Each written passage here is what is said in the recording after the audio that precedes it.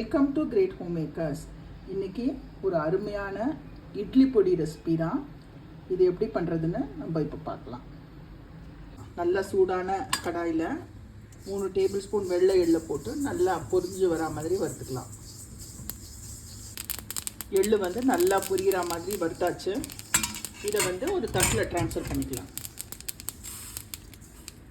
இப்போது ஒரு 1/2 teaspoon oil விட்டுருக்கேன். 1 கப் உளுத்தம்பருப்பு, முழு உளுந்து எடுத்திருக்கேன். 125 கிராம் இருக்கும். இதை நல்ல கோல்டன் கலர் வரா மாதிரி நம்ம வறுத்துக்க போகிறோம். நல்லா செவந்து வறுத்தாச்சு, நல்ல வாசனை வருது. இதையும் இந்த தட்டிலேயே ட்ரான்ஸ்ஃபர் பண்ணிக்கலாம். இதே கடாயில் 1/2 கப் கடலைப்பருப்பு, ஒரு 60 கிராம், இதையும் நல்லா வறுத்துக்கலாம். இதையும் நல்லா பொன்னிறமாக வறுத்துக்கலாம். கடலைப்பருப்பையும் நல்லா வறுத்தாச்சு. இதையும் இதோடவே ட்ரான்ஸ்ஃபர் பண்ணிக்கலாம். 1/2 டீஸ்பூன் ஆயில், ஒரு 30 ரெட் சில்லி எடுத்திருக்கேன். உங்கள் காரத்துக்கு தகுந்த மாதிரி எடுத்துக்கலாம். இதையும் இந்த எண்ணெயில் நல்லா முறுமுறுன்னு ஃப்ரை பண்ணிக்க போகிறோம். மிளகாயும் நல்லா வறுத்தாச்சு. இதையும் தட்டில் ட்ரான்ஸ்ஃபர் பண்ணிக்கலாம்.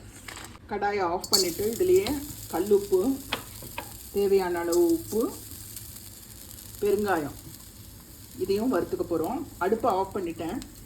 கட்டி பெருங்காயம் இருந்தால் சூப்பராக இருக்கும். அது நீங்கள் எண்ணெயிலே நீங்கள் முதலே வறுத்துக்கலாம். இதையும் இந்த பருப்போடையே சேர்த்துடுறேன். எல்லாமே நல்லா ஆறட்டும். மிக்ஸி ஜாரில் ஃபஸ்ட்டு மிளகாயை அரைச்சிக்கலாம்.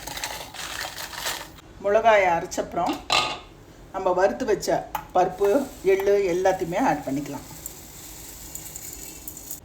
பாருங்கள், எல்லாம் போட்டு இந்த மாதிரி பதத்துக்கு நம்ம அரைச்சிக்கலாம். உங்களுக்கு இன்னும் கொஞ்சம் கோர்ஸாக வேணும்னா கூட நீங்கள் அரைச்சிக்கலாம். எனக்கு இந்த கொஞ்சம் இந்த மாதிரி இருந்தால் பிடிக்கும். வெல்லம் வேணும்னா கூட 1 டீஸ்பூன் வெல்லம் போட்டு இதில் நீங்கள் அரைச்சிக்கலாம். சூப்பரான கமகமன் வாசனை, எள்ளு வாசனையோட இட்லி பொடி சூப்பராக ரெடி. நல்லா சுட சுட இட்லி பார்த்து அது மேலே நம்ம பண்ணி வச்ச மிளகா பொடி அப்படியே தூவி நல்லெண்ணெயோ நெய்யோ விட்டு சாப்பிடும்போது அவ்வளோ சூப்பராக இருக்குங்க.